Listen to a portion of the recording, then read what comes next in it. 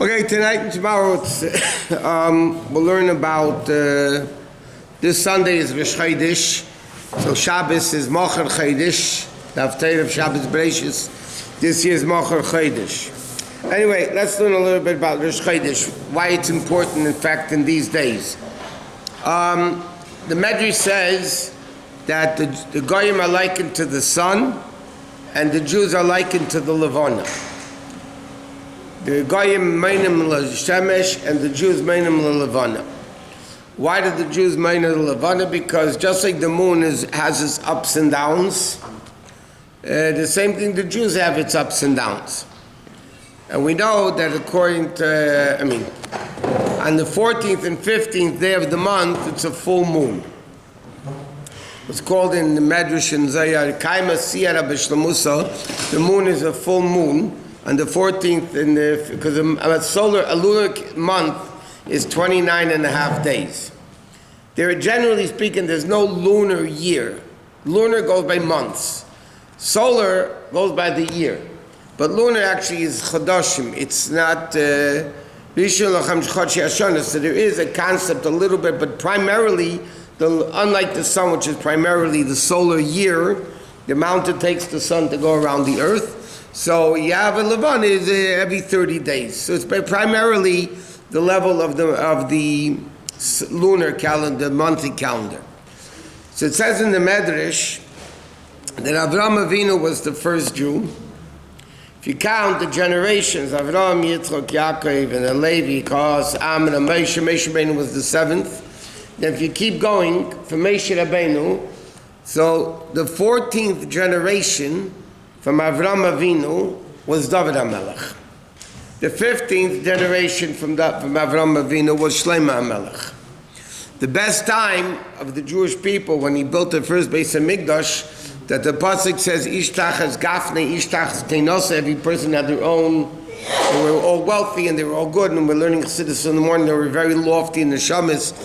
So that was the best time spiritually and physically for the Jewish people. So therefore, David HaMelech and Shlomo HaMelech is the 14th and 15th generation. So the Medrash says that's when there's a full moon. Therefore, according to Yiddishkeit, the first half of the moon is more mazel than the second half of the moon. The first half of the moon's going up. The moon's becoming bigger. The second half of the month, the moon is becoming smaller. Therefore, there was a minig, in certain places still minig, but the Rebbe canceled that custom, that people would only get married, with the exception of 2-3 months, they would only get married in the first half of the month. They wouldn't get married in the second half of the month. Married. Oh. Well, some people will tell you it might be the same thing. Yeah. Whatever. So, you get married only when the moon is getting bigger because it's more mazel dik. The Rebbe many years ago banned that whole thing, said the sooner the better, and that's it. There's no first half, second half. So, but I'm saying there was such a minute because the first half of the month is more mazel dik. I mentioned in the past, I think it was by February, whatever, that there was a sefer of the Alter Rebbe. His name was Rabbi Reuven the Sefer. That was his name. He was the sefer of the Alter Rebbe. So, there was once a chassid that came into the Alter Rebbe for Yechidus, and he told the Alter Rebbe that he's going to pick up mezuzahs for himself from Rabbi Reuven the Sefer. So the Alter Rebbe said to him, do me a favor, when you're there, pick up my mezuzahs for me too. I have mezuzahs there waiting, pick them up. And the Alter Rebbe said to him, don't exchange the mezuzahs. Guy went to the Rabbi Reuven the Sefer, he told him, okay, give me my mezuzahs, give me the Alter Rebbe's mezuzahs. So he leaves, you have a strong, when you're told not to do something is when you want to do it. So he looked at the mezuzahs, the identical writing, the same person wrote it. The writing was mamish identical. So he thought, you know what, he's going to change the mezuzahs. He took the Alter Rebbe's mezuzahs and he gave Alter Rebbe his mezuzahs. Comes back to the Alter Rebbe, he gives Alter Rebbe the mezuzahs. The Alter Rebbe takes one look at the mezuzahs and he says, give me back mine. So the chassid freaked out because remember she identical mezuzahs, but he didn't want to tell Alter Rebbe anything, so he confessed his crime and he gave the Alter Rebbe those mezuzahs. So he went back to the sefer just to find out what was the difference between the two mezuzahs. So he said the two mezuzahs are identical, but the Alter Rebbe's mezuzah, the Alter Rebbe wanted I should write these mezuzahs on the full moon, on the 15th of the month. That was the only difference. I wrote them on the 15th of the month versus the regular mezuzahs that I write on a regular day. So the Alter Rebbe wanted only that. So there is an advantage of the moon. Now, because there is a concept like this. There's a yearly Yom, there's end of life Yom Kippur before we die. Then there's another once a lifetime Yom Kippur when you get married. Then you have the yearly Yom Kippur we just had, and then you have the monthly Yom Kippur, which is Erev Rosh Chodesh, is called Yom Kippur Katan. In halacha and Svarim, it's called the mini Yom Kippur. Why is the Erev Rosh Chodesh called Erev Yom Kippur Katan? Because just like Yom Kippur is the day of reckoning for the past year, so the last day of the month, Erev Rosh Chodesh, you make a reckoning for the previous month. So it's the Yom Kippur of the month. Then you have a weekly Yom Kippur. It's Thursday night, you make a reckoning for the previous week, what needs to be fixed. Then there's a daily Yom Kippur, is when you go to sleep and you read Shema before going to sleep. That is considered the daily Yom Kippur, when you make a reckoning of your actions for the day, and that tomorrow's going to be better. So many people have a minig, the Erev Rosh Chodesh, they fast. It's not our minig. But it's brought down in Kabbalah, interesting thing. In the earlier years, the Rebbe used to go to the oil twice a month. Later, unless it was a special day for something. Later, the Rebbe went very often to the oil. But it says in Kabbalah, the good time to go to Kivrei Tzadikim is Erev Rosh Chodesh and Tezvav. So the Rebbe Taki used to go to the oil every Erev Rosh Chodesh and every Tezvav. Those were the two designated times. Even later years he went. In addition, he went many more times beside that. So that's it. Now, that's Erev Rosh Chodesh. Rosh Chodesh itself, you're supposed to have a special, a special Suda, but you should add to the Suda of Rosh Chodesh to show it's a festive meal. It says, if you have a regular dinner, you should make one dish additional in honor of Rosh Chodesh. Rosh Chodesh, you're allowed to do work. So a Suda also, or? What? Not a special Suda. It says Lahar Beis Besudas Rosh Chodesh. There are certain people that all week they didn't do Rosh Chodesh. They would wash for bread or whatever. Now, Rosh Chodesh, men are allowed to do work. Women have a minig. It's brought down. It's a very strong, powerful minig in halacha that women don't do certain work on Rosh Chodesh. What they don't do on Rosh Chodesh is basically what people don't do on Chol Hamoed, meaning they don't do laundry, they don't sew, they don't do things like you wouldn't do on Chol Hamoed. So the husband could do it, because men, there are people, by the way, it's brought down in some people have a minig, the men don't work, and it says minig Buddhist, it's a wrong minig, and men should work. Why is Rosh Chodesh a woman's Yom Tif? Because it says like this, that Pesach, Shavuos, and Sukkot, Pesach, Shavuos, and Sukkot correspond with Avram, Yitzchok, and Yaakov. Pesach is Avram, Yitzchok is Shavuos, Yaakov is Sukkot. The 12 Rosh Chodesh correspond with the 12 Shvatim. When there's a leap year, like this coming year, there's a leap year, that corresponds with Shevet Levi. Because when you have Menashe and Ephraim, then you don't count Levi. When you count Levi, you have 13. So the 12 Rashi Chodoshim actually belong to Reuven, Shimon, Levi, Yehuda, and so on. When there's a leap year, then you have Levi also.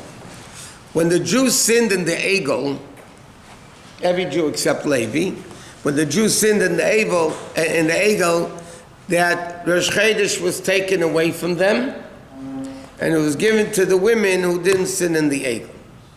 Therefore, women, generally speaking, are connected in many, many aspects to the moon. Number one, they're the Malchus. Women are Malchus. The moon is Malchus. A woman's biological cycle is basically based on the lunar system, not on the solar system. There's a lot of things that the moon is connected to. When the moon is receiving, the woman is receiving. The man gives, the woman receives. So therefore, the inyan of Rosh Chodesh has to do a lot with women, and therefore women have a minute, but it's a very strong minute, that they don't do certain, like they don't do laundry, they don't do sewing and things like that on Rosh Chodesh. What? Can they cook? Yeah, cook they could.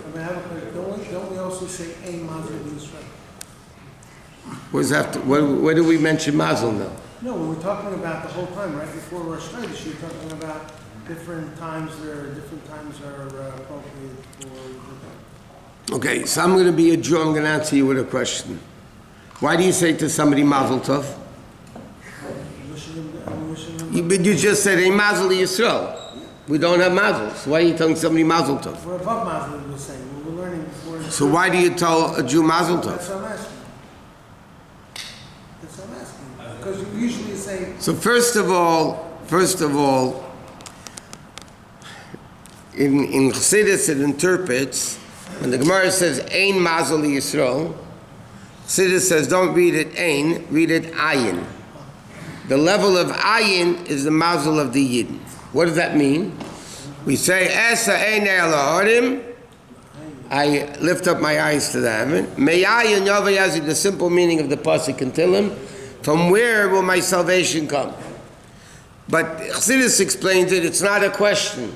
So the answer is, as in Min Hashem, the help will come from Hashem.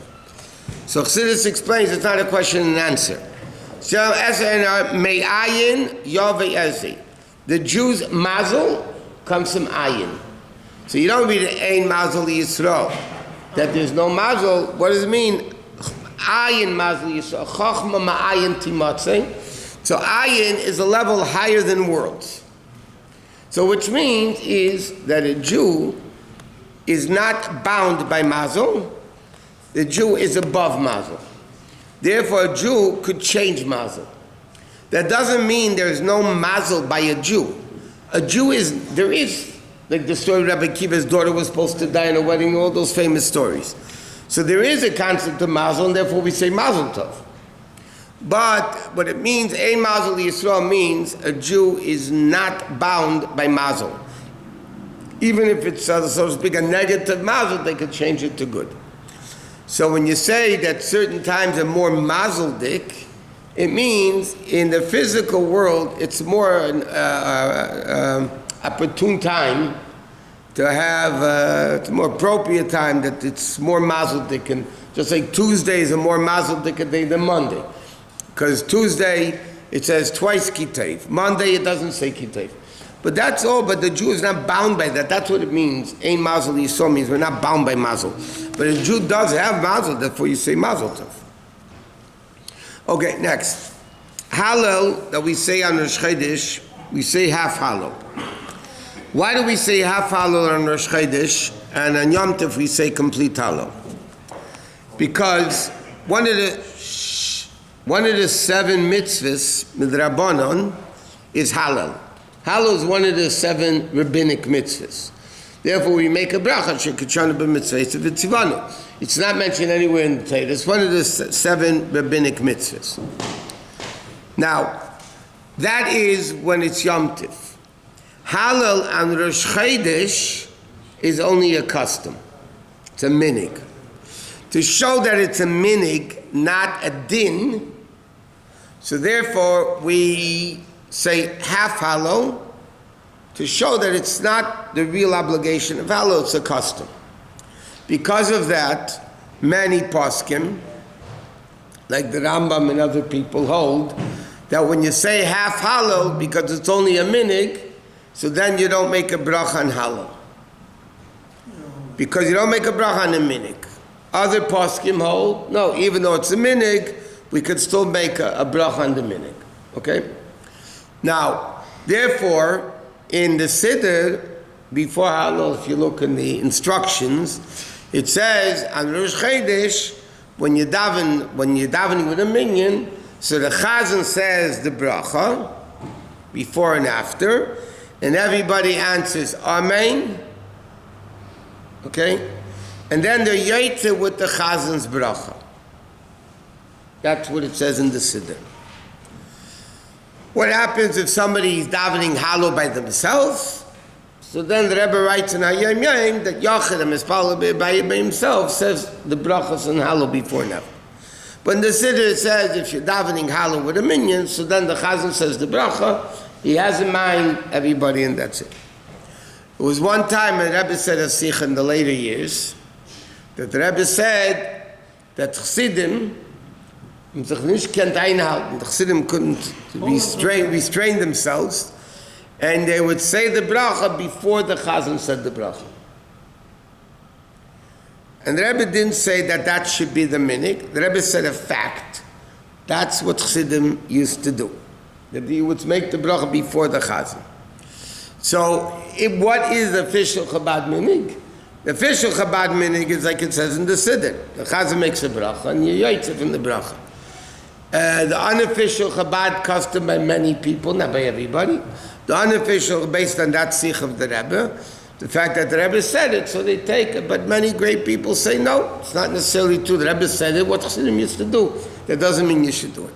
So anyway, that's the story with the bracha and Hallel. Because it's a minhag, though you don't make a bracha. According to many opinions, you don't make a bracha.